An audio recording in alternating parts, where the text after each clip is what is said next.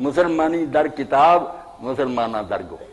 سچے مسلمان قبروں میں چلے گئے، اسلام کتابوں میں پا گیا۔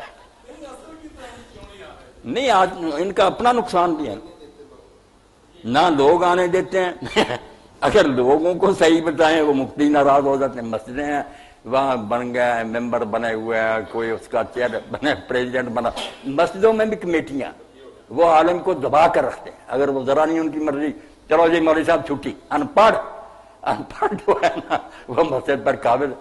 عالم بیچارے کو یہ فری ہینڈ ہی نہیں ملتا کہ وہ حق بات کہ یہ تو شکر کریں، میں اللہ تعالیٰ کی شکر ادا کر رہا ہوں۔ کئی بار میں نے کہا یار میری اپنی زمین نہ ہوتی تو میں بھی ایسے ہی ہوتا کہ جو لوگ کہتے۔ اب آپ سنتے نا، کئی سال ہو گئے، ڈنکے کی چوٹ کہتا ہوں کہ میں کوئی نہیں اس بات کا پابند کہ یہ حدیثوں کی مسجد ہے۔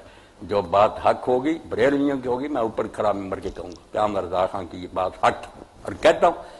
آپ نے سنا نہیں میں اس کو رحمت اللہ علیہ کہتا ہوں، ناراض ہوتا میں نے کہا رحمت پر آپ کا قبضہ، وہ عالم نہیں تھا، اختلاف لگ گیا، ہم بھی سمجھتے ہیں کہ بات ہے اس کی درست نہیں، مگر ہماری ساری صحیح ہے، ہم پر وہی آتی ہے۔ جینے دو لوگوں کو کہ جو عالم کوئی رائے پیش کرتا اس کو پڑھو، وزنی ہے تو قبول کرو، ورنہ اختلاف ادب سے کرو کہ ہمارے خیال میں یہ بات درست نہیں، بس اس سے آگے جہنمی کافر کی یہ حق کیا آپ کس نے دیا؟